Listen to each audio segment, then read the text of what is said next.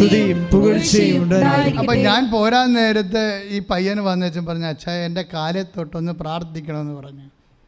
കാര്യം അവൻ ഈ ബോക്സിങ് പഠിക്കാൻ പോവുകയാണ്, അവൻ്റെ ജോലി അതാ. അപ്പോൾ ഞാൻ പറഞ്ഞു, കാലെങ്ങനെ എഡർ ചെയ്യാൻ പറ്റുക ചെയ്തിട്ടുണ്ട്, അത് നിൽക്കാൻ പറ്റത്തില്ല, അങ്ങനെ മുക്കിനിട്ട് കിടമ്പോൾ വീഴും. അപ്പം അതുകൊണ്ട് ഞാൻ പറഞ്ഞു ശരി നിൻ്റെ കാല് കസര കയറ്റി വെക്കാൻ പറഞ്ഞു. മുട്ട കൈ തൊട്ട് പ്രാർത്ഥിക്കാനാണ്. ഞാൻ പറഞ്ഞു ശരി. പ്രാർത്ഥിക്കാൻ ഞാൻ തുടങ്ങിയപ്പോഴേ ഇവൻ്റെ ഇൻവെസ്റ്റ്മെൻറ്റ് എൻ്റെ അടുത്ത് വേണ്ടേ? കാര്യം എന്താണ്, ഇവനത് വിശ്വസിക്കണ്ടേ? അതുകൊണ്ട് ആ വിശ്വാസ പ്രമാണം ചെല്ലാൻ പറഞ്ഞു ഞാൻ. അവന് വിശ്വാസ പ്രമാണം ചെല്ലാൻ പറഞ്ഞപ്പോഴുണ്ട് പാപ്പ അടിക്കണം. ഇതാണ് പ്രശ്നം. തലമുറകൾ ദൈവം മഹത്വപ്പെടണം, മക്കൾ വിശ്വാസി വളരണം. മക്കൾ വല്ല പോഴത്തരവും പറഞ്ഞുകൊണ്ട് അപ്പൻ അതും കേട്ടിരിക്കുകയാണ്. കാറ്റഗറിസത്തിൻ്റെ സിലബസ് കുഴപ്പമാണെന്ന്. കാറ്റഗറിസത്തിൻ്റെ സിലബസ് കുഴപ്പമായി കാണുമെന്ന് വെച്ച് കഴിഞ്ഞാൽ ഞാൻ പറഞ്ഞ തലം വേറെയാണ്. കാര്യം വെച്ച് കഴിഞ്ഞാൽ നമ്മൾക്ക് ബേസിക് കാറ്റഗറിസം പോലും മക്കളെ പഠിപ്പിക്കുന്നില്ലെങ്കിൽ നിങ്ങളുടെ കാലത്തിന് ശേഷം നിങ്ങളുടെ കുടുംബം അന്യം നിന്ന് പോകും. കാര്യം മക്കൾക്ക് വിശ്വാസബോധ്യമില്ലെങ്കിൽ അവർ അവിശ്വാസികളെ വിവാഹം കഴിക്കും, വിശ്വാസമില്ലാത്തൊരു വിവാഹം കഴിക്കും, എതിർ വിശ്വാസികൾ വിവാഹം കഴിക്കും. അതോടുകൂടി നീ നേടി വെച്ചതൊക്കെ ആരുടേതാകും. ഭയങ്കര സീരിയസ് വിഷയമാണ്. നിങ്ങളുടെ കാലത്ത് നിങ്ങളുടെ വിഷയം മാത്രമാണ് നിങ്ങൾ ഫോക്കസ് ചെയ്യണമെന്നുണ്ടെങ്കിൽ തീർച്ചയായിട്ടും ദൈവത്തെ മാറ്റി നിർത്തിക്കൊണ്ടാണ് നിങ്ങളൊരു പദ്ധതി ഉണ്ടാക്കുന്നത്. അതാണ് എഫേസ്യസ് 3:20. എല്ലാ തലമുറകളിലും ദൈവം മഹത്വപ്പെടേണ്ടി വരും. അതുകൊണ്ട് അവന് മക്കളും പെരക്കിടാങ്ങളും ഒക്കെ കർത്താവിനെ അറിഞ്ഞ് ജീവിക്കാം. ഒന്ന് പ്രാർത്ഥിക്കുക. കർത്താവ് ദൈവമേ, എൻ്റെ മക്കളാ, എൻ്റെ പേരക്കിടാങ്ങളാ, അങ്ങയെ അറിഞ്ഞ് ജീവിക്കുവാൻ, അങ്ങയെ മഹത്വപ്പെടുത്തി ജീവിക്കുവാൻ എന്നെ ഉപകരണമാകണമേ, എന്നെ ഉപകരണമാക്കണമേ, എന്നെ ഉപകരണമാക്കണമേ. അപ്പോൾ ആ ഒരു ബോധം നമുക്ക് വേണം. കാര്യം നമ്മുടെ കാലത്തിന് ശേഷവും ഈ കുടുംബത്തിൽ ഈശോയെ തന്നെ ആരാധിക്കപ്പെടണം. നമ്മുടെ രക്തത്തിൽ നിന്ന് പിറന്ന കുഞ്ഞുങ്ങളെല്ലാം, എത്ര കുഞ്ഞുങ്ങൾ ഏതെല്ലാം തലമുറകളുണ്ടായാലും, കഴിഞ്ഞ ദിവസം ചക്യാത്തി പിതാവ് ആയിട്ട് സംസാരിക്കേണ്ടി വന്നു. എറണാകുളം എന്നെ പഠിപ്പിച്ച ഗുരുവാണ്. അപ്പോൾ ഞങ്ങൾക്ക് ആലപ്പുഴ വന്നൊരു ധ്യാനം നടത്തി നോൻപിൻ്റെ അച്ഛന്മാർക്ക്.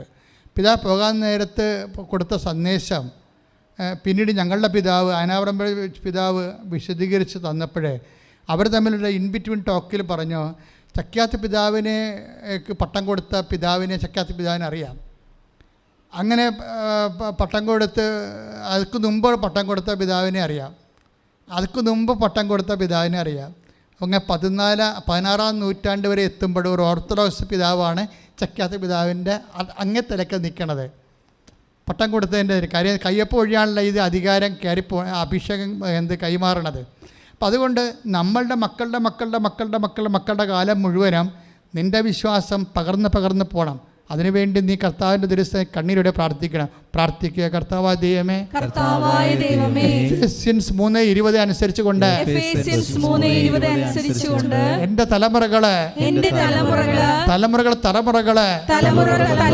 വിശ്വാസത്തിൽ ഉറച്ചു നിൽക്കുവാൻ നീ എൻ്റെ ഗോത്രങ്ങളെ വിശ്വാസത്താൽ അഭിഷേകം ചെയ്യണമേ.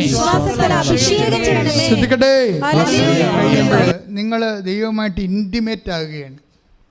ഇപ്പം നിങ്ങൾ ഇപ്പോൾ സോഷ്യൽ മീഡിയയിലൊക്കെ പറയുന്നത് എൻ്റെ ചങ്കാണെന്നൊക്കെ പറയത്തില്ലേ, അതുപോലെ ഈശോ നമ്മുടെ ചങ്കാകണം, അമ്മ നമ്മുടെ ചങ്കാകണം.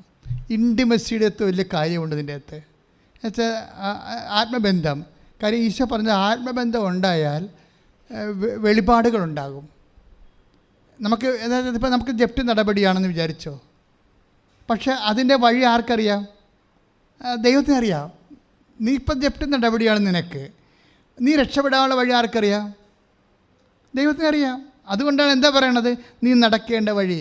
32:8 സങ്കീർത്തനം എപ്പോഴും പറയാറുണ്ട് ഞാൻ. ഒന്ന് പറഞ്ഞ്, നീ നടക്കേണ്ട വഴി നിന്റെ മുഖത്ത് നോക്കി ഞാൻ നിന്നെ ഉപദേശിക്കും.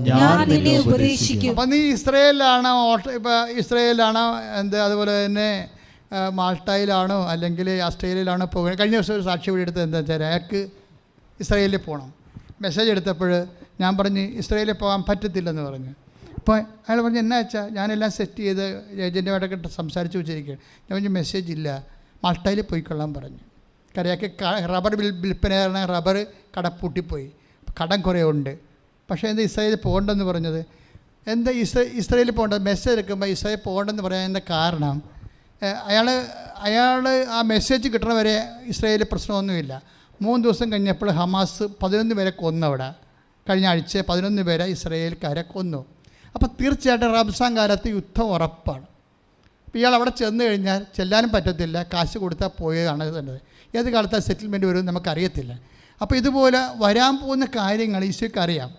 അതുകൊണ്ട് ചില കാര്യം നിന്നെ ബ്ലോക്ക് ചെയ്യും. അതുകൊണ്ട് ലാഗ് ചെയ്യണം. ഇപ്പോൾ യുക്രൈനിൽ പോയ പിള്ളേരെല്ലാം തിരിച്ചു വന്നില്ലേ? 20,000 പേര് തിരിച്ചു വന്നില്ലേ? യുക്രൈനിൽ യുദ്ധം ഉണ്ടാകുമെന്ന് നമ്മൾ വിചാരിച്ചില്ലല്ലോ. പക്ഷേ കർത്താവിന് അറിയാമായിരുന്നു. ഇതുകൊണ്ടാണ് നമ്മൾ ഈ വിഷയം സെക്യൂറാകാൻ വേണ്ടി ദൈവത്തിരുസന്നിധി വെക്കുന്നതിൻ്റെ കാരണം. ഉടമ്പടി എന്ന് പറയുന്നത് ഒരു സുരക്ഷിതത്വമാണ്. കാരണം നമ്മൾക്ക് ഇനി എന്താ സംഭവിക്കാൻ പോകുന്നതെന്ന് അറിയത്തില്ല. പക്ഷേ കർത്താവിനറിയാം. കർത്താവിനറിയാവുന്ന കാരണം നീ നിൻ്റെ സെക്യൂർ ഒരു വിഷയം വെച്ച് കഴിഞ്ഞാൽ അത് നാളെ കാലങ്ങളിൽ എന്താണ് അവിടെ സംഭവിക്കാൻ പോകുന്നത്, നിയമം ചേഞ്ച് ചെയ്യുമോ, അങ്ങനെ വല്ല അതുകൊണ്ട് നിന്നെ ബാധിക്കുമോ, നിൻ്റെ PR-നെ ബാധിക്കുമോ, അല്ലെങ്കിൽ നിൻ്റെ ഈ ജപ്തി നടപടിക്ക് എന്ത് ചെയ്യണം, ജപ്തി നടപടി നിൻ്റെ പറമ്പും വീടും കൊണ്ട് പോകുമോ ആൾക്കാരെ, അപ്പോൾ അതിനെന്താ പരിഹാരം, എല്ലാ കാര്യവും ദൈവത്തിന് അറിയാം. അവൻ എല്ലാം അതേ പിതാവേ അങ്ങ് എല്ലാം അറിയുന്നുവെന്ന് ഈശോ പറയും. ചോര വിയർക്കുമ്പോഴും ഈശോ പറയുന്ന ഒരു സംഭവമാണ്. എന്താണ് പറയുന്നത്? ചോര വിയർത്ത് ഗെത്സെമനിൽ ഇങ്ങനെ തളർന്ന് കിടക്കുമ്പോഴും ഈശോ ഈ ചോരയിൽ പ്രഖ്യാപിക്കുന്ന ഒരു രക്തസാക്ഷിത്വമായിട്ടുള്ള ഒരു പ്രഖ്യാപനമുണ്ട്. പിതാവേ സമസ്തവും അങ്ങയ്ക്ക് സാധ്യമാണ്. ആദ്യം പറയണത് പിതാവേ എല്ലാം എൻ്റെ പിതാവ് അറിയുന്നു, എല്ലാം എൻ്റെ പിതാവ് അറിയുന്നു.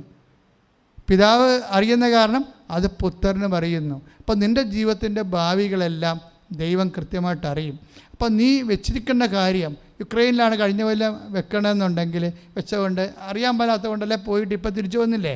അവരുടെ ഹോസ്റ്റലും മെഡിക്കൽ കോളേജൊക്കെ ബോംബിട്ട് പോയി. തിരിച്ചു വിടാൻ നമുക്ക് ഒരു കുഴപ്പമൊന്നുമില്ല. അത് നീ ഉടമ്പടി ചെയ്ത് കഴിയുമ്പോൾ ഏതെങ്കിലും യൂണിവേഴ്സിറ്റിയുടെ കർത്താവ് നിന്നെ അഫിലിയേറ്റ് ചെയ്തിട്ട് അവിടുത്തെ പഴയ റെക്കോർഡ്സൊക്കെ എടുപ്പിച്ചിട്ട് നിൻ്റെ വിദ്യാഭ്യാസം കറക്റ്റ് ചെയ്യും. പക്ഷേ ഇതാണ്, ചില കാര്യങ്ങൾ നമുക്കറിയാൻ പാടില്ലാത്തത് മുമ്പിലുണ്ടാവും. അതുകൊണ്ട് അത് ലാഗ് ചെയ്യണ കാരണം നിങ്ങൾ അയ്യോ ഞാൻ ഉടമ്പടി എടുത്തല്ലോ, എനിക്ക് ഉക്രൈനിൽ പോകാൻ പറ്റിയില്ലല്ലോ എന്ന് പറഞ്ഞ് കൈയും കാലോട്ട് അടിക്കരുത്. ഞാൻ ഉടമ്പടി എടുക്കുമ്പോൾ ഏതെങ്കിലും കാര്യത്തിൽ അതായത് അതിൻ്റെ അകത്ത് ഒരു ലാഗിങ് വന്നാൽ ചിലപ്പോൾ ദൈവം തന്നെ വരുത്തിയിരിക്കുന്നതാകും. അതുകൊണ്ട് നീ തർക്കം ഉണ്ടാക്കരുത്. നീ പൊട്ടക്കടം കാണിച്ച് ദൈവമായിട്ട് ഫൈറ്റിങ്ങിന് പോയാൽ നിൻ്റെ എളിമയോട് നിന്നാലല്ലേ ദൈവത്തെ നമ്മളെ സഹായിക്കാൻ പറ്റത്തുള്ളൂ. നമ്മൾ അഹങ്കാരികളായിട്ട് നിന്ന് കഴിഞ്ഞാൽ അത് ദൈവത്തിൻ്റെ കൃപ പ്രവർത്തിക്കത്തില്ല. അപ്പോൾ അതുകൊണ്ടാണ് നിങ്ങൾ തർക്കിക്കരുത്, ബഹളം ഉണ്ടാക്കരുത് എന്നൊക്കെ പറയുന്നതിൻ്റെ കാരണം. ഒരു കാരണത്തിനും തർക്കിക്കരുത്. ഇപ്പോൾ ഓരോരുത്തരും ഇഷ്യൂ നമുക്കുണ്ടാകത്തില്ലേ ജീവിതത്തിൽ? കുടുംബത്തിൽ ഇഷ്യൂ ഉണ്ടാകും, നാത്തുമാർ ഇഷ്യൂ ഉണ്ടാക്കും, വീട്ടിൽ അനിയത്തിമാർ ഇഷ്യൂ ഉണ്ടാക്കും, ചേട്ടന്മാർ ഇഷ്യൂ ഉണ്ടാക്കും, ഭർത്താവ് അല്ലെങ്കിൽ ഭാര്യ, ഇവരെല്ലാവരും ഓരോ കാര്യത്തിന് വേണ്ടി അവരവരുടെ രീതിയിലേക്ക് കുടുംബത്തെ വരച്ചുകൊണ്ട് പോകാൻ വേണ്ടി നോക്കും. അതുതന്നെ പിള്ളേരായാൽ തന്നെ എന്താ, ഒരാൾക്ക് ഇഡ്ഡലി വേണം, ഒരാൾക്ക് പുട്ട് വേണം, ഒരാൾക്ക് ദോശ വേണം, വീട്ടിൽ കിടന്നിട്ട് അടുക്കളയിൽ കളഞ്ഞ് ഇടിയാണ്. നമ്മൾ ദോശ ഉണ്ടാക്കി കൊടുക്കുമ്പോൾ പുട്ട് വേണ്ട ഉടനെ പാത്രം എടുത്ത് തള്ളി വെക്കും. അപ്പോൾ 2 അടി തലക്കെട്ട് കൊടുക്കുമ്പോൾ ക്ലിയർ ആയിക്കൊള്ളത്. നിങ്ങൾ അടിക്കാത്തതാണ് ഈ പ്രശ്നം വന്നിരിക്കുന്നത്. എന്താ പ്രശ്നം വെച്ചാൽ അങ്ങനെ നമ്മളുടെ കുടുംബത്തിൻ്റെ ഓരോരുത്തന്മാർക്ക് ഇഷ്ടമുള്ളത് ഓരോരോ രീതി ചെയ്ത് എല്ലാ ദിവസവും ചെയ്ത് കഴിഞ്ഞാൽ നമ്മുടെ നടുവ് പോകുന്നല്ലാതെ ഇവന്മാരൊക്കെ വലുതായിട്ട് അമ്മ എങ്ങനെ നടുവ് പോയെന്നൊന്നും ആരും തിരക്കത്തില്ല. അതുകൊണ്ട് നമ്മൾ കാര്യങ്ങൾ പറഞ്ഞ് മനസ്സിലാക്കാൻ ബാധ്യസ്ഥരാണ്. ഇതുകൊണ്ട് ഓരോരുത്തർക്കും ഓരോ താല്പര്യം ഉണ്ടാകും. അവരവരുടെ രീതിയിലേക്ക് നമ്മളെ തള്ളിക്കൊണ്ടു പോകാൻ നോക്കും. പക്ഷേ അങ്ങനെയുണ്ട് ഓരോ അയൽവാസികൾ അവരുടെ രീതിയിൽ കൊണ്ടുപോകാൻ നോക്കും, അല്ലെങ്കിൽ ബന്ധുക്കൾ അവരുടെ രീതിയിലേക്ക് കൊണ്ടുപോകാൻ നോക്കും. ഇങ്ങനെ ഓരോരുത്തരും നമ്മളെ അവരവരുടെ അങ്ങനെ ഇഷ്യൂ ഉണ്ടാകും. ചില സമയത്ത് നമുക്കതിനോട് താല്പര്യം ഉണ്ടാകത്തില്ല, ചിലപ്പോൾ നമുക്ക് അതിനോട് താല്പര്യമുണ്ടെങ്കിൽ ആ വഴിക്ക് പോകും. ഇങ്ങനെ എപ്പോഴും ഇങ്ങനെ ഇഷ്യൂസ് ഉണ്ടായിക്കൊണ്ടിരിക്കുമ്പോൾ അത് കുടുംബത്തിലുണ്ടാകും, പുറത്തും ഉണ്ടാകും. അതുകൊണ്ട് നമ്മുടെ നിലപാടുള്ളത് കൊണ്ടാണ്, നിലപാട് കറക്റ്റല്ലാത്തത് കൊണ്ടാണ് ഇഷ്യൂസ് ഉണ്ടാകുന്നത്. ഈശോ പറയും അത് അവളോട് വഴിക്ക് വിട്ടരുന്ന് പറയും. ഇപ്പോൾ മാർത്ത ഭയങ്കര പ്രശ്നം ഉണ്ടാക്കിയില്ലേ, അടുക്കള പ്രശ്നം ഉണ്ടാക്കി. അടുക്കള കലാപം എന്ന് പറഞ്ഞാൽ ആരുണ്ടാക്കിയതാണത്? മാർത്ത ഉണ്ടാക്കിയതാണ്. അടുക്കള കലാപം ആരുണ്ടാക്കിയതാണ്? മാർത്ത ഉണ്ടാക്കിയതാണ്. മറിയം കർത്താവിൻ്റെ വചനം കേട്ടുകൊണ്ടിരുന്ന സമയത്ത് മാർത്ത പറഞ്ഞ്, കർത്താവ് ഇവളെന്നെ പരിചരണ വിഷയത്തിൽ തനിയെ വിട്ടിരിക്കുന്നത് കൊണ്ട് നിനക്ക് ചിന്തയില്ലേ, അവൾ വന്ന് എന്നെ സഹായിക്കാൻ പറ. അതാ മാർത്തയുടെ അജണ്ട. അതാണ് എന്താണ്, അവൾ കൂടി ഇവിടെ വന്ന് സഹായിക്കണമെന്നുള്ള. അപ്പോൾ ഓരോരുത്തർ ഓരോ രീതിക്കാരാണ്. അപ്പോൾ രീതിയിലേക്ക് നമ്മളെ വലിച്ചൊഴിച്ച് എപ്പോഴും കൊണ്ടുപോകാൻ വേണ്ടി എപ്പോഴും ശ്രമിക്കുമ്പോൾ നമുക്കത് പറ്റത്തില്ല എന്നുണ്ടെങ്കിൽ അവർ നമ്മളൊന്നെങ്കിൽ അവിടെ കണ്ണിലെ കരടാവും, അല്ലെ അപ്പോൾ അത് എൻ്റെ പേര് ഗ്രൂപ്പ് ഉണ്ടാകും. അപ്പം നമ്മൾ അവരുടെ കൂടെ നിൽക്കാൻ പറ്റിയ ആൾക്കാരെ അവർ ഫോൺ ചെയ്ത് ഗ്രൂപ്പാക്കും. നമ്മൾ ഒറ്റപ്പെട്ടു പോയി, നിങ്ങൾ ഒറ്റപ്പെട്ടു പോയാലും പെട്ടയായിട്ട് നിന്നിട്ട് ഒരു കഥയുമില്ല. നിങ്ങൾ ചെയ്യേണ്ടത് എന്താണ്? മറിയം നല്ല ഭാഗം തിരഞ്ഞെടുത്തു, വേറെ പ്രശ്നമൊന്നുമില്ല. നിങ്ങൾ കർത്താവിൻ്റെ ഇൻറ്റിമസി കീപ്പ് ചെയ്യാൻ നോക്കണം. അതാണ് 10:40. ലുക്കാ 10:40. ഇഷ്യൂസ് ഇങ്ങനെ നമുക്ക് ചുറ്റും ഇങ്ങനെ ഉണ്ടായിക്കൊണ്ടേയിരിക്കും. ചിലപ്പോൾ അടുക്കള കലാപമാകാം, ചിലപ്പോൾ അയൽവാസി കലാപമാകാം, ചിലപ്പോൾ നിങ്ങളുടെ ഇതിലായിരിക്കും കലാപം ഉണ്ടായിരിക്കണം. എവിടെ? ഹോസ്പിറ്റൽ നിൽക്കുന്ന സ്ഥലത്തായിരിക്കും കലാപം ഉണ്ടാകണത്. ചിലപ്പോൾ നിങ്ങളോട് വളരെ താല്പര്യമുള്ള ഡോക്ടർമാരെ ചില നേഴ്സുമാർ ചോപ്പിട്ട് അവരുടെ ഭാഗത്ത് കൊണ്ടുവന്നിട്ട് നിങ്ങൾക്ക് പണി തന്നെന്ന് വരും. ഇപ്പം പണി തരണതും പാരവെപ്പൊക്കെ എല്ലായിടത്തും ഉണ്ട്. എല്ലായിടത്തും പണിയില്ലാത്ത, പാരവെപ്പില്ലാത്ത പാർട്ടിയില്ല, സർക്കാർ ഓഫീസില്ല, അതുപോലെ വീടുകളില്ല, ഒന്നുമില്ല. എല്ലായിടത്തും ഈ സാധനമുണ്ട്. അത് അവർ പറയണത് ശരിയാണെന്ന് അവർ പറയുകയും ചെയ്യും. ഇപ്പോൾ മാർത്ത പറഞ്ഞത് ശരിയാണെന്നല്ല മാർത്ത പറയണത്. അപ്പോൾ ഈശോ പറഞ്ഞത് എന്താണ്? ഇതൊന്നും അല്ല പ്രശ്നം എന്താണ്? നിങ്ങൾ ദൈവത്തോട് ഇൻറ്റിമസി ആകുക. നീ വന്നിവിടെ മറിയം നല്ല ഭാഗം തിരഞ്ഞെടുത്തെന്ന് പറഞ്ഞു കഴിഞ്ഞാൽ മറിയം കർത്താവിൻ്റെ അടുത്ത് വന്നിരുന്നു എന്നതിൻ്റെ അർത്ഥം. പലരും നമുക്ക് പണി വെച്ചാലും പാര വെച്ചാലും നിങ്ങൾ കർത്താവിൻ്റെ അടുത്ത് ഇരിക്കുകയാണെങ്കിൽ ആർക്കും നിങ്ങളെ തൊടാൻ പറ്റത്തില്ല. നിങ്ങൾ പക്ഷേ എന്ത് ചെയ്യും? പാര വെച്ചവരുടെ പുറകെ നമ്മൾ അടുത്ത പാരയും കൊണ്ട് നമ്മൾ ചെല്ലും. പണി വെച്ചവരുടെ പുറകെ നമ്മൾ അടുത്ത പണിയും കൊണ്ട് ചെല്ലും. അതുകൊണ്ട് നിങ്ങളുടെ ഉടമ്പടി കൊളാപ്സ് ആവും. അപ്പോൾ അതുകൊണ്ട് ഉടമ്പടി കാലത്തെങ്കിലും പ്രത്യേകം ശ്രദ്ധിക്കണം. ഇഷ്യൂസ് ഇങ്ങനെ ഡെവലപ്പ് ചെയ്തുകൊണ്ടിരിക്കും, പക്ഷേ നിങ്ങളുടെ ഇൻറ്റിമസി കീപ്പ് ചെയ്തുകൊണ്ടിരിക്കണം. ആരവിടെ? കർത്താവുമായിട്ട് ആത്മബന്ധം. അത് നിങ്ങളുടെ ലക്ഷ്യമായിരിക്കണം. അങ്ങനെ പല ആൾക്കാരും പല രീതിയിൽ പ്രലോഭനവും പല രീതിയിലുള്ള പ്രതിരോധമൊക്കെ ഉണ്ടാകുമെങ്കിലും നിങ്ങൾ ദൈവത്തിൽ നിന്ന് വിട്ടുമാറാതെ നിങ്ങളാ വിശുദ്ധിയിലും ഭക്തിയിലും പ്രാർത്ഥനയിലും അതേസമയം നിലപാടിലും ദൈവത്തോട് ആത്മബന്ധം പുലർത്തിക്കൊണ്ട് നിൽക്കണം. എന്താണെന്ന് വെച്ച് കഴിഞ്ഞാൽ ആത്മബന്ധം പുലർത്തിയാലുള്ള ഗുണം ഇൻറ്റിമസി ഉണ്ടാകും. ഇൻറ്റിമസി ഉണ്ടായിക്കഴിഞ്ഞാൽ എന്താ സംഭവിക്കണത്? നമുക്ക് വെളിപാടുകൾ കൂടും. ഇൻറ്റിമസി കൂടിക്കഴിഞ്ഞാൽ 14:21 യോഹന്നാന്റെ സുവിശേഷം. എന്നെ സ്നേഹിക്കുന്നവനെ എന്റെ പിതാവും സ്നേഹിക്കും. ഞാനും അവനെ സ്നേഹിക്കുകയും എന്നെ അവന് വെളിപ്പെടുത്തുകയും ചെയ്യും. Praise the Lord. അതാണ്, എന്നെ സ്നേഹിക്കുന്നവനെ എൻ്റെ പിതാവ് സ്നേഹിക്കും. പിന്നെന്ത് ചെയ്യും? ഞാനും അവനെ സ്നേഹിക്കും. പിന്നെന്ത് ചെയ്യും? എന്നെ എന്ന് വെച്ച് കഴിഞ്ഞാൽ എന്താണ്? എന്നെ അവന് വെളിപ്പെടുത്തുകയും ചെയ്യും. എന്ന് വെച്ചാൽ ബൈ പേഴ്സൺ വെളിപ്പെടുത്തണമല്ല. എന്നെ എന്ന് പറഞ്ഞാൽ ആരാണ്? ഈശോ അല്ലേ. ഈശോ എന്ന് പറയുന്നത് ആരാണ്? ഈശോ എല്ലാമാണ്. കൊളോസ്യസ് 3:11 എന്ന് പറഞ്ഞ യേശു എല്ലാമാണ്. അപ്പം എല്ലാവരിലുമാണ്. അപ്പം എല്ലാമായ യേശു. ഇപ്പം നിനക്ക് ജപ്തി നടപടി വന്നു, ഇതെങ്ങനെയാണ് ഇതിന് രക്ഷപ്പെടുന്നതെന്ന് യേശുവിന് അറിയാം. എന്താ കാര്യം? അവനെല്ലാമാണ്. നീ അവനുമായിട്ട് ഒരു ആത്മബന്ധത്തിലേക്ക് വരുമ്പോൾ എന്ത് പറ്റും? അവനെല്ലാമായ ഈ ജപ്തി നടപടിയിൽ നിന്ന് എങ്ങനെ രക്ഷപ്പെടുന്നുണ്ടെന്ന് നിനക്ക് വെളിപ്പെടുത്തി തരും. അതെന്തുകൊണ്ടാണ്? അതായത് നിൻ്റെ മുഖത്ത് നോക്കി നീ നടക്കേണ്ട വഴി ഞാൻ നിന്നെ ഉപദേശിക്കും. അതാ 32:8 വരണത്. അപ്പോൾ ഈ 32:8 അനുസരിച്ച് കൊണ്ട് 14:13 സങ്കീർത്തനം 32:8 അനുസരിച്ച് കൊണ്ട് യോഹന്നാൻ 14:21 അനുസരിച്ച് കൊണ്ട് ഈ എന്നെ സ്നേഹിക്കുന്നവനെ നീ നടക്കേണ്ട വഴി നിൻ്റെ മുഖത്ത് നോക്കി ഞാൻ നിന്നെ ഉപദേശിക്കും. മുഖത്ത് നോക്കിയാണ് ഉപദേശിക്കുന്നത്. അയാളെ മൊബൈലിൽ വിളിച്ച് പറയുകയല്ല. മുഖത്ത് നോക്കി വെച്ചാൽ നീയും ദൈവവും മുഖാഭിമുഖം വരും. ഇങ്ങനെ ഒരു ഇൻറ്റിമസിയിലേക്ക് നീയും ദൈവവും ദൈവവും മുഖാഭിമുഖം വരുമ്പോഴാണ് നീ നടക്കേണ്ട വഴി നിനക്ക് പറഞ്ഞു തരണത്. കാനഡയിൽ പോകണം, ഇസ്രയേലിൽ പോകണം, എവിടെ പോകണം. ഇപ്പം നീ പറയണ എല്ലാം നാട്ടുകാർ പറഞ്ഞ വഴിയാണ് നീ നടന്നുകൊണ്ടിരിക്കണേ അല്ലേ. ആൻറ്റി പറഞ്ഞ്, നാട്ടുകാർ പറഞ്ഞ്, കൂട്ടുകാർ പറഞ്ഞാണ് നീ നടന്നുകൊണ്ടിരിക്കണത്. ഇങ്ങനെ നടക്കുകയാണ്. ഓരോരുത്തരും പറയുന്നതനുസരിച്ച് ഇങ്ങനെ ചെയ്തുകൊണ്ടിരിക്കുകയാണ്. ചെന്ന അവസാനം കുഴി ചാടുമ്പോൾ ആരും ഉണ്ടാകത്തില്ല. അപ്പം അതുകൊണ്ട് ദൈവത്തിൻ്റെ കൂടെയാണ് നീ നിൽക്കണമെന്നുണ്ടെങ്കിൽ ഏത് കുഴി ചാടിയാലും ദൈവം നിന്നെ കയ്യിൽ താങ്ങി നിർത്തും. അതിൻ്റെ അകത്താണ് പറഞ്ഞത്. എന്താണ് ബൈബിളിൽ ഏറ്റവും രസകരമായൊരു വാക്കാണ്. എന്താണ്? He has protected me from the pit of destruction. 38:7 Muthedan അച്ഛൻ ട്രാൻസ്ലേറ്റ് ചെയ്തിരിക്കണം. എന്താണെന്നറിയാവോ? അവിടുന്ന് നാശക്കുഴിയിൽ നിന്ന് എന്നെ സ്നേഹപൂർവ്വം രക്ഷിച്ചിരിക്കുന്നു. ഞാൻ POC ബൈബിൾ നോക്കിയിട്ട് സ്നേഹപൂർവ്വം ഇല്ല. POCയിൽ ബൈബിളിൽ സ്നേഹപൂർവ്വം ഇല്ല. കാര്യം സാങ്കേതികമായി പഠിച്ചിട്ട് സാങ്കേതികമായി തർജ്ജമ ചെയ്ത് വെച്ചിരിക്കുകയാണ്. മുത്തേടൻ അച്ഛൻ്റെ ഉൾഗാത്തായി നിന്ന് വരുമ്പോൾ ഗ്രീക്ക് ബൈബിളിൽ നിന്ന് നേരിട്ട് വരുമ്പോഴാണ് ഈ സ്നേഹപൂർവ്വം പോണത്. പക്ഷേ standard version, revise standard version RSV Bible, American Bible, അത് ഒറിജിനൽ ബൈബിളാണ്. അതാണ് പഠിക്കാൻ, സഭയ്ക്ക് പഠിക്കാൻ നമ്മുടെ ഔദ്യോഗിക ബുക്ക് അതാണ്. അതിൻ്റെ താഴെ എഴുതിയിട്ടുണ്ട്, ടിപ്പണിയിലുണ്ട്, വിത്ത് ലവബിൾ ഹാർട്ട്, സ്നേഹപൂർവ്വം. വിട്ട് കളഞ്ഞിട്ടില്ല. ദൈവം നിന്നെ രക്ഷിക്കുകയാണെങ്കിൽ ദൈവം നിന്നെ സ്നേഹപൂർവ്വമേ രക്ഷിക്കത്തുള്ളൂ. ഇപ്പം നിൻ്റെ കൈ വാതിൻ്റെ ഇടയിൽ പോയി, നീ എന്തു ചെയ്യും? അമ്മ ഇങ്ങോട്ട് വന്നിട്ട് വലിച്ചൂരിക്കണ്ട് എടുക്കുക, അപ്പോൾ കൈ അവിടെ ഇരിക്കും.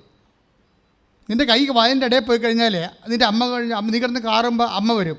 അമ്മ വരുമ്പോൾ നീ എൻ്റെ അയ്യോ ഇതെന്ന് പറഞ്ഞു ഉടനെ കൈ വലിച്ചൂരി എടുക്കുക? ഇല്ല. അമ്മ അത് മാക്സിമം ഡാമേജ് കുറക്കുന്ന രീതിയിൽ എടുക്കത്തുള്ളൂ. വേറെ വല്ലവരുമാണ് വരികയാണെങ്കിൽ വലിച്ചൂരി എടുക്കുമ്പോൾ ഡാമേജ് ആവും. അപ്പോൾ ദൈവം രക്ഷിക്കുന്ന രീതി ലെസ് ഡാമേജാണ്. അവിടുന്ന് നാശക്കുഴിയുന്ന നീ ഒരു നാശത്തിൽ തന്നെ വീണാൽ പോലും ദൈവം തന്നെ ഡാമേജ് കുറച്ച് കൊണ്ടുവരും. ഞാനെപ്പോഴും ആ ബാബു എന്ന് പറയുന്ന ഒരുത്തൻ മലയിൽ കയറിയില്ലേ അല്ലേ, 52 ലക്ഷം രൂപ മുടക്കിയാണ് അവിടെ നേവി അല്ല ആരാണ് എയർഫോഴ്സ് വന്ന് അവനെ രക്ഷിച്ചത്. പക്ഷേ രക്ഷിക്കണ മുമ്പ് അവന് വെള്ളം കൊടുത്തായിരുന്നു. വെള്ളം കൊടുത്തു, അവൻ്റെ കുശലപ്രസവങ്ങളൊക്കെ ചോദിച്ചു മനസ്സിലാക്കിയിട്ടാണ് അവരവനെ പതുക്കെ എയർ ലിഫ്റ്റ് ചെയ്യണത്. അപ്പം ഞാൻ എപ്പോഴും എൻ്റെ മനസ്സിൽ ഓർത്ത വചനം ഇതാണ്. എന്താണ് അത്? സ്നേഹപൂർവ്വമാണ്.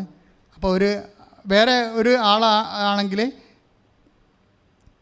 അത്രയും ഉത്തരവാദിത്തമില്ലാത്ത ഒരാളാണ് എങ്കിൽ അത്രയും ഒരു സേഫ്റ്റി കിട്ടത്തില്ല.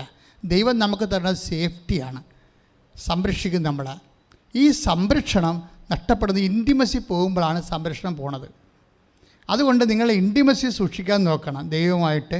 അവൻ്റെ വചനങ്ങൾ കേട്ട് വരുമ്പോൾ ദൈവത്തിന് ഞാൻ തിരഞ്ഞ 12:20 എന്താണ് ഇതാ ഞാൻ 12:18 ഇതാ ഞാൻ തിരഞ്ഞെടുത്ത എൻ്റെ ദാസൻ, മത്തായി ശ്ലീഹായുടെ സുവിശേഷം, ഞാൻ തിരഞ്ഞെടുത്ത എൻ്റെ ആത്മാവ് പ്രസാദിച്ച എൻ്റെ പ്രിയപ്പെട്ടവൻ, ഇൻറ്റിമേറ്റ് എൻ്റെ ചങ്കെന്ന് പറയും.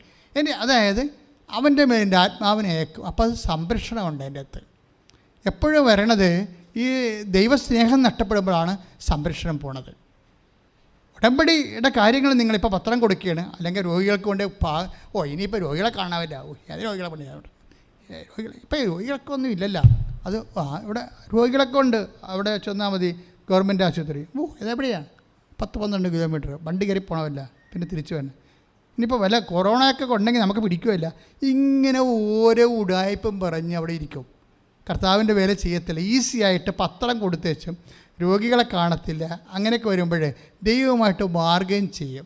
ഞങ്ങൾ എന്തെങ്കിലും നിങ്ങളോട് പറഞ്ഞിട്ടുണ്ടെങ്കിൽ ഈശോ പറയാത്ത ഒരു കാര്യവും നിങ്ങളോട് പറഞ്ഞിട്ടില്ല. ഞാൻ രോഗിയായിരുന്നു, നിങ്ങളെന്നെ കണ്ടു, സന്ദർശിച്ചു, ഞാൻ നഗ്നനായിരുന്നു, നിങ്ങളെന്നെ ഉടുപ്പിച്ചു, വസ്ത്രം കൊടുക്കാം. അപ്പോൾ അത് അങ്ങനെയൊക്കെ പറയുമ്പോൾ അത് കർത്താവിൻ്റെ വചനം, കർത്താവുമായിട്ട് ഇൻറ്റിമസി വരാനാണ്. ഇൻറ്റിമസി വന്നാൽ എന്ത് പറ്റും? ഇൻറ്റിമസി വരുമ്പോൾ എന്ത് പറ്റും? ഉടമ്പടി ചെല്ലണ പ്രാർത്ഥനയല്ല, നൊവേന പോലെ ചൊല്ലി ജപമാല പോലെ ചെല്ലണമല്ല, ചെയ്യാതൊരു മാർഗ്ഗമില്ല. കാര്യം മേജറായിട്ടുള്ള സബ്ജക്റ്റുകൾ, ഇപ്പോൾ ഈ സുനിൽകുമാറിൻ്റെ സാക്ഷ്യത്തിൽ എന്തെല്ലാം കാര്യമാണ് നടന്നത്. വീട് വെച്ചു, ആ ഉറഞ്ഞ വീട് മാറ്റി വീട് വെച്ചു, അവൻ്റെ കടങ്ങൾ പരിഹരിച്ചു, മകന് ജോലി കിട്ടി, അയാൾക്ക് ജോലി കിട്ടി. അതൊക്കെ ഞാൻ പറഞ്ഞില്ലല്ലോ. അപ്പനും മകനും ജോലിയായി, കടങ്ങൾ പരിഹരിച്ചു. എത്ര കാര്യങ്ങളാണ് നടക്കുന്നത്. ഇപ്പം തന്നെ നമ്മുടെ സാന്ദ്രിയാൻ്റോടെ സാക്ഷ്യങ്ങളുടെ ഘടന പരിശോധിക്കുമ്പോൾ എന്താ, സാന്ദ്രിയാന്തോ ഉടമ്പടി എടുത്തിട്ട് ഭർത്താവിനെയും മകനെയും വേറെ പറഞ്ഞു വിട്ടിരിക്കുകയാണ് കണ്ണൂരിൽ നിന്ന്. നിങ്ങൾ ചെന്ന് അമ്മയുടെ മുഖത്തോട്ട് നോക്കണം. ഭാര്യ പറയണതാണ്, നിങ്ങൾ ചെന്ന് അമ്മയുടെ മുഖത്തോട്ട് നോക്കണം. എന്നിട്ട് അമ്മയോട് പറയണം, നമുക്ക് 15-ാം തീയതി ജപ്തിയാണ്, 15-ാം തീയതി മാർച്ച് 15-ാം തീയതി ജപ്തിയാണ്, അതുകൊണ്ട് ഒരു ഡേറ്റ് ഇട്ടും പോരാൻ പറഞ്ഞു. ഒരു ഡേറ്റ് ഇട്ടും പോരാൻ. എവിടെ? അമ്മയെടുത്തേ. അപ്പോൾ മകളുമുണ്ട്, അവൾ ബിഫാമ പഠിച്ചിട്ട് ദുബൈയിൽ പോകാൻ വേണ്ടി നിൽക്കുകയാണ്. അപ്പോൾ അവളുടെ പാസ്പോർട്ട് കൊണ്ട് അവളും വന്നിട്ടുണ്ട് അപ്പൻ്റെ കൂടെ. അപ്പനും മകളും കൂടി അവളെന്ത് ചെയ്യും, സിസ്റ്ററിന് കൊടുത്തിട്ട് പാസ്പോർട്ട് മാതാവിനെ സമർപ്പിച്ച് വെച്ച് തിരിച്ച് മേടിച്ച്. അപ്പൻ ഇവിടെ നിന്ന് വെച്ചു ഒരു ഡേറ്റ് ഇട്ട് മകളുമായിട്ട് ആലോചിച്ചിട്ട്, കാര്യം ജെട്ട് ചെയ്ത് പോകുന്നതല്ല വീട് സ്ഥലവും, അതുകൊണ്ട് ഡേറ്റ് ഇട്ട് മാർച്ച് 10 എന്ന് പറഞ്ഞ് ഡേറ്റ് ഇട്ട്, മാർച്ച് 10 എന്ന് പറഞ്ഞൊരു ഡേറ്റ് ഇട്ടവർ. അവർ ഡേറ്റ് ഇട്ട് അപ്പനും മകളും കൂടി പാസ്പോർട്ടും മാതാവിനെ ഏൽപ്പിച്ചിട്ട് തിരിച്ച് അവർ കണ്ണൂർ ചെന്ന്. അപ്പോൾ അമ്മ പറഞ്ഞ് മാർച്ച് 10 ഡേറ്റ് അല്ലേ. അപ്പോൾ അവരോട് പറഞ്ഞിട്ടില്ലല്ല. അവരോട് പറഞ്ഞിട്ടില്ല. അവരിങ്ങോട്ട് പറയണം മാർച്ച് 10 ഡേറ്റ് ഇട്ടിരിക്കണമെന്ന്. എന്താ കാര്യം വെച്ച് കഴിഞ്ഞാൽ ഇതിനൊരു ഇൻറ്റിമസിയുടെ പ്രോബ്ലം ഉണ്ട്. അതായത് നമ്മൾ ദൈവവും തമ്മിൽ ഉടമ്പടിയെ ശരണോടെ നടക്കുന്ന ആൾക്കാരുണ്ട്. ഇത് ഒക്കട്ടെ കിട്ടിയാൽ ഊട്ടിയെന്നൊക്കെ പറഞ്ഞ് ചെയ്യണ അലവരാതി ആൾക്കാരുണ്ടല്ലോ. അതല്ല, ഉടമ്പടി എന്ന് പറയുമ്പോൾ സത്യസന്ധമായ കറക്റ്റ് ഉടമ്പടി എബ്രാഹത്തിൻ്റെ കാലം മുതലുള്ള സംഭവമാണത്. അത് യേശുവിൻ്റെ കാലമാണ് കുർബാനയായിട്ട് മാറുന്നത്. അത് ഉടമ്പടിയാണ്. ദൈവം ഉടമ്പടിയാണ് ചെയ്യണത് ഏറ്റവും വലിയ കാര്യങ്ങൾക്ക്. അത് നമ്മൾ ചെയ്യുകയാണ്. അപ്പോൾ ആ ചേച്ചി എന്ന് പറയണത് ഇവിടെ തൊന്നപ്പോൾ എനിക്ക് മാതാവെന്ന് തോണ്ടിയെന്ന് തോന്നണവരെ കാര്യത്തിൽ അവരത് കറക്റ്റായിട്ടാണ് ചെയ്യണത്. അവരെൻ്റെ പഴയ ധ്യാനം കൂടി കൂടിക്കൊണ്ടിരിക്കുകയാണ്. ഉച്ചയ്ക്ക് ഇവർ അപ്പനെയും മകളെ ഇങ്ങോട്ട് പറഞ്ഞു വിട്ടിട്ട് അവരടുക്കള ജോലി ചെയ്യുമ്പോൾ പഴയ ധ്യാനം വെച്ചുകൊണ്ടിരിക്കുകയാണ്. പണ്ടത്തെ ഉടമ്പടി ധ്യാനം വെച്ചുകൊണ്ടിരിക്കുകയാണ്, കേട്ടോണ്ടിരിക്കുകയാണ്. അപ്പോൾ എന്താ, നിങ്ങൾ ധ്യാനം പോലും കേൾക്കാത്ത ആൾക്കാരുണ്ട് അല്ലേ? ഇവിടെ ധ്യാനം കൂടിയിട്ട് അത് ഷെയർ ചെയ്യണം, നിർബന്ധമാണ്. ഇപ്പം അതുകൊണ്ട് എന്തെങ്കിലും ഇഷ്യൂ ഉണ്ടായി അച്ഛനെ കാണേണ്ട ഒരു അവസ്ഥ വന്നു കഴിഞ്ഞാൽ ഞാൻ ഇവിടെ വരുമ്പോൾ നിങ്ങളോട് ചോദിക്കും എത്ര ഷെയർ ചെയ്തത്, നിങ്ങൾ എന്നാണ് ഷെയർ ചെയ്തത്. അപ്പോൾ എനിക്ക് സംശയമുണ്ടെങ്കിൽ കാണട്ടെന്ന് പറയും. മൊബൈൽ എന്ന് ഷെയർ ചെയ്തത് കാണട്ടെന്ന് പറയും. കാര്യം ഇവർ മൊബൈൽ അപ്പോഴാണ് പറയണത്, ഇവർ ധ്യാനം കൂടിയിട്ട് പോലും കാണത്തില്ല. ആ ഉടമ്പടി വന്ന് 10 രൂപ മേടിച്ച് പോയി എന്നല്ലാതെ വേറെ ഒന്നും ചെയ്തിട്ടില്ല. ഇപ്പോൾ ഇഷ്യൂ ഉണ്ടായപ്പോൾ അവിടെ ഒന്ന് കൈയും കാലും വിട്ട് അടിച്ച് ബഹളം ഉണ്ടാക്കി, ഞാൻ എന്ത് മതം കഷ്ടപ്പെടുന്ന എത്രാത്ത നടപ്പാണെന്ന്, നിങ്ങൾക്ക് തന്നാലും എന്താ, അച്ഛനെ കാണാൻ ഒരു ചീട്ട് തന്നാലും എന്താണെന്ന് പറഞ്ഞ് ഇവരവിടെ സമ്മർദ്ദം ഉണ്ടാക്കി ധ്യാനകേന്ദ്രമാകുമ്പോൾ അവിടെ ഇരിക്കുന്ന ആൾക്കാർ ഇവരുമായിട്ട് ഗുസ്തി വെക്കുക ഇല്ല. അവർക്ക് ചീട്ട് കൊടുത്ത് വിടും. എന്നിട്ട് പുറകെ വന്നതും പറയും മറ്റേ സംഭവം ഫ്രോഡാണ് കേട്ടാ, അവരൊരു പണിയും ചെയ്തിട്ടില്ല. പിന്നെ ഇപ്പോൾ കാര്യം ഉണ്ടായപ്പോൾ ചീട്ടും വരച്ചുകൊണ്ട് വന്നിരിക്കണമെന്ന് പറഞ്ഞിട്ട് പോര്, ഇത്രയും നമ്പർ ചീട്ട് ഫ്രോഡാണെന്ന് പറഞ്ഞിട്ട് പോര്. അത് വെച്ച് കഴിഞ്ഞാൽ അവർ നിങ്ങൾ അവിടെ ഇഷ്യൂ ഉണ്ടാക്കിയിട്ടാണ്. നിങ്ങളെക്കുറിച്ച് അവർക്ക് സംശയം ഉള്ളതുകൊണ്ടാണ്. അപ്പോൾ അതുകൊണ്ട് ഉടമ്പടി എന്ന് പറയുമ്പോൾ ദൈവവുമായിട്ട് നടത്തി എന്തെങ്കിലും കണ്ണിപ്പൊടി ഇട്ടിട്ട് എന്തെങ്കിലും നടക്കുമെന്ന് നിങ്ങൾ വിചാരിക്കരുത്. നിങ്ങളിതിനകത്ത് ആത്മാർത്ഥത കാണിക്കണം. കാണിച്ചു കഴിയുമ്പോൾ ദൈവം ആരാണെന്ന് നിങ്ങൾക്ക് മനസ്സിലാകും. ഇപ്പോൾ ഇവരെന്താ ചെയ്യണത്, ഇവരെന്താണ് ചോദിക്കണത് ഭർത്താവിനോട്, നിങ്ങൾ മാർച്ച് 10 വെച്ചിരിക്കുന്ന ഡേറ്റ്, അമ്മ എന്നോട് പറഞ്ഞെന്ന് പറയും. അമ്മ നിന്നോട് പറഞ്ഞാൽ എന്ന് വെച്ച് കഴിഞ്ഞാൽ അവർ പഴയ ധ്യാനം കൂടിക്കൊണ്ടിരിക്കുകയാണ്. ഉച്ചക്ക് കഞ്ഞി അനത്തണ സമയത്ത്, കഞ്ഞി അനത്തണം എന്നല്ലേ പറയണത്, ഈ വാറ്റണ സമയത്ത് അല്ലേ, ചോറ് വാറ്റണ സമയത്ത് ഇവർ പഴയ ഉടമ്പടി ധ്യാനം കൂടിക്കൊണ്ടിരിക്കുന്ന സമയത്ത് അവിടെ നിന്ന് ഞാൻ അവരോട് പറഞ്ഞെന്ന് അവർ പറയണത്, നിങ്ങൾക്കൊരു നമ്പറുണ്ട് 42 എന്ന്. ഉടമ്പടി ധ്യാനത്തിനിടയ്ക്ക് കൂടി അമ്മ സംസാരിക്കുകയാണ്, നിങ്ങൾക്കൊരു നമ്പറുണ്ട് 42. ഇന്റിമസിയാണ്. നീ നടക്കേണ്ട വഴി നിൻ്റെ മുഖത്ത് നോക്കി അമ്മ ഉപദേശിക്കുകയാണ്, നിങ്ങൾക്കൊരു നമ്പറുണ്ട് 42. അവർ കലണ്ടറിൽ പോയി നോക്കി. അവരന്ന് ഈ സ്വരം കേട്ട സമയം മുതൽ അവർ മൊബൈൽ വെച്ചുകൊണ്ടിരിക്കണ്ട, മൊബൈലിൽ നിന്ന് സാധനം വരുന്നത്. അവർ ആ ഡേറ്റ് തൊട്ട് അവർ 42 ദിവസങ്ങൾ കലണ്ടർ എണ്ണി നോക്കിയപ്പോൾ 42-ാം ദിവസം മാർച്ച് 10. അതാണ് അവർ മാർക്ക് ചെയ്തിരിക്കണം, മാർച്ച് 10. കൃപാസന മാതാവ് സമയത്തിൻ്റെ മാതാവാണ്. അതേപോലെ തക്ക സമയം അമ്മ തീരുമാനിക്കുമെന്ന് പറഞ്ഞതിൻ്റെ കാര്യം അതാണ്. അതായത് അപ്പോൾ ഭർത്താവ് ഇട്ടിരിക്കുന്ന ഡേറ്റും മാർച്ച് 10. ഇവർ തമ്മിൽ അറിയാൻ പാടില്ലാതെ അവർക്ക് ഇട്ടിരിക്കുന്ന മെസ്സേജാണിത്. പക്ഷേ എന്താ സംഭവിച്ചിരിക്കുന്നത്, പിറ്റേ ദിവസം ഇവർ നടക്കേണ്ട വഴി കാണിച്ചു കൊടുത്തവർക്ക്. കാര്യം അവർക്ക് ജപ്തി നടപടിയല്ലേ. അപ്പോൾ മാർച്ച് 15-ാം തീയതിയാണ് ജപ്തി നടപടി. അപ്പോൾ മാർച്ച് 9-ാം തീയതി ആയപ്പോൾ ഇവർക്ക് ഒരു ഐഡിയ കൊടുത്തു. എന്താണ്, ഈ അവിടെ ഇരുന്ന ഉടമ്പടി തൈലം ഞങ്ങളെല്ലാം വെഞ്ചരിച്ച് തരുമ്പോൾ നിങ്ങൾ ഓർക്കരുത് ഇത് പായസമൊക്കെ വെഞ്ചരിച്ച് കിട്ടണ പോലെ വെഞ്ചരി, ഇതെല്ലാം ഉടമ്പടി കുർബാന ചൊല്ലിയതിന് ശേഷം 12 തരം പ്രാർത്ഥനകൾ ചൊല്ലിയിട്ട് യേശു കർത്താവാണെന്ന് അതരം കൊണ്ട് ഏറ്റു പറഞ്ഞു, ദൈവന് മരിച്ചൊന്ന് ഉറപ്പിച്ചെന്ന് ഹൃദയത്തിൽ വിശ്വസിച്ചിട്ട് ലൂക്ക 2 റോമ 10:9 അനുസരിച്ചുകൊണ്ട് ആ ഫോർമുല അനുസരിച്ചുകൊണ്ട് ലൂക്ക 2:30 അനുസരിച്ച് രക്ഷ പ്രാപിക്കുന്ന രീതി രക്ഷ യേശു ക്രിസ്തു ആണ്. എല്ലാ ക്രിസ്തുവിനെ അതിൻ്റെ അകത്ത് പല രീതിയിൽ പല ശക്തിയിൽ പല രൂപത്തിൽ ഇൻകൾക്കേറ്റ് ചെയ്തിരിക്കുന്നതാണ്. ഇത് നിങ്ങൾ അതേ പവറിലാണ് വിശ്വാസ പ്രമാണം ചൊല്ലിയാണ് ഈ സംഭവം തിരിച്ചെടുക്കുന്നത്. അപ്പോൾ ഇവരങ്ങനെ എടുക്കാൻ കഴിവുള്ളവരാണ്. അവരെന്ത് ചെയ്ത് ഉടമ്പടി തൈലം കൊണ്ടുപോയിച്ചും ഈശോ ഇതിൻ്റെ സ്ഥലം കുറേ ആൾക്കാർ അന്ന് കണ്ടിട്ട് ആർക്കും വേണ്ട പോവുകയാണ്. അങ്ങനെ ഇപ്പോൾ ഉടമ്പടി തൈലം ഒഴിച്ച് വിശ്വാസ പ്രമാണം ചൊല്ലി. അപ്പോൾ ഇപ്പം ഞാൻ പറയണ കേട്ടിട്ട് നിങ്ങൾ ഉടമ്പടി തൈലം കൊണ്ടുപോയി അവിടെ ഇവിടെയൊക്കെ ഒഴിച്ചു വെക്കണത്, അതൊക്കെ ഒന്ന് വിശ്വാസ പ്രമാണം ഒന്ന് പഠിക്കും മര്യാദക്ക്. അതിനുശേഷം വിശ്വാസ പ്രമാണം സ്നേഹത്തോടെ ചെല്ലാൻ വേണ്ടി പഠിക്കണം. ചുമ്മാ ചെല്ലാൻ വിശ്വാസ പ്രമാണം ആർക്കും പറ്റും, പക്ഷേ ഇത് വിശ്വസിക്കണം. യേശുക്രിസ്തു ഏകരക്ഷകനാണെന്ന് ഹൃദയത്തിൽ വിശ്വസിക്കണം. എന്നിട്ട് അധരം കൊണ്ട് ഏറ്റു പറയണം, ദൈവം അവനെ മരിച്ചോന്ന്, അവൻ കർത്താവാണെന്ന് അധരം കൊണ്ട് ഏറ്റു പറയണം. അവൻ മരിച്ചോന്ന് ഉയർപ്പിച്ചോന്ന് ഹൃദയത്തിൽ വിശ്വസിക്കുമ്പോഴാണ് ക്രിസ്തുവാകുന്ന രക്ഷയെ നമ്മൾ പ്രാപിക്കുന്നത്. അത് ക്രിസ്തു എല്ലാമാണ്. ക്രിസ്തുവിന് ശക്തി ആയതുകൊണ്ട് ബോഡി പ്രാപിച്ചാൽ അത് സൗഖ്യമായി മാറും, ജീവിത മണ്ഡലങ്ങൾ പ്രാപിച്ചാൽ അത് അനുഗ്രഹമായി മാറും, അതുപോലെ തന്നെ ആത്മാവിൽ പ്രാപിച്ചാൽ കൃപയായി മാറും, അത് നിത്യമഹത്വത്തിന് കാരണമാകും. ക്രിസ്തു എല്ലാമാണ്. അപ്പോൾ ക്രിസ്തുവിനെ വ്യത്യസ്തമായ രീതിയിലാണ് നമ്മളിത് വ്യത്യസ്തമായ മീഡിയൻസിലൂടെയാണ് ഇത് പ്രാപിക്കുന്നത്. അപ്പോൾ അതുകൊണ്ട് എന്താ ചെയ്യണമെന്ന് വെച്ചാൽ ഇവരെ കൊണ്ട് ഉടമ്പടി തൈലം വിശ്വപ്രമാണം ചൊല്ലി എടുക്കാത്ത സ്ഥലത്ത് ഒഴിച്ചിട്ട് അവർ പോകുന്നു. പിറ്റേ ദിവസം സ്ഥലം വിറ്റുപോയി. കാശ് കൃത്യമായിട്ട് 10-ാം തീയതി തന്നെ കൊടുത്ത് അവർക്ക് ജപ്തി നടപടി 15-ാം തീയതി, പിറ്റേ ദിവസം 10-ാം തീയതി സ്ഥലം വിറ്റുപോയി. അമ്മ പറഞ്ഞ ആ ഡേറ്റ് അമ്മ അതിലിട്ട ആ ഡേറ്റിന് സ്ഥലം വിറ്റ് പോവുകയും അവർ സ്ഥലം കാശ് കൊണ്ടേ കൊടുത്തിട്ട് ജപ്തി നടന്ന് രക്ഷപ്പെട്ട്. പക്ഷേ ആ സമയത്ത് തന്നെ മകൾ കയറിപ്പോയി, നമുക്ക് അവിടെ ജോലിയായി. ഇപ്പം ഇതെല്ലാം ഒരപ്പനും മകളും അമ്മയും കൂടി ചെയ്യുന്ന ഒരു എക്സിക്യൂഷനുണ്ട്, ഉടമ്പടി എക്സിക്യൂഷൻ. അതിനവർ കാണിക്കുന്ന ഉള്ളിലുള്ള ഒരു പൂർണ്ണമായ വിശ്വാസമുണ്ട്. ഇത് നിങ്ങൾ ആദ്യം പ്രാർത്ഥിക്കണം. അതായത് ഉടമ്പടിയുടെ ചെയ്യുന്ന ആൾക്കാരുടെ കുഴപ്പങ്ങൾ അവരൊക്കെ സംഭവിക്കുന്നത്. ചെയ്യുന്ന ആൾക്കാർ ആഴമായ വിശ്വാസവും ബോധ്യവും ഉണ്ടെങ്കിലേ, പിന്നെ ഉടമ്പടി ഭംഗിയായിട്ട് ചെയ്യുന്ന ആൾക്കാരെ ചില ആൾക്കാർ തെറ്റിക്കാൻ നോക്കും. അപ്പോൾ ചിലരുടെ മുമ്പിൽ വെച്ച് അവർ ഉടമ്പടി വീട്ടിൽ പോലും പ്രാർത്ഥിക്കാൻ പറ്റത്തില്ല, അവരിങ്ങനെ പെയ്തും പെരക്കൊക്കെ ഇരിക്കും.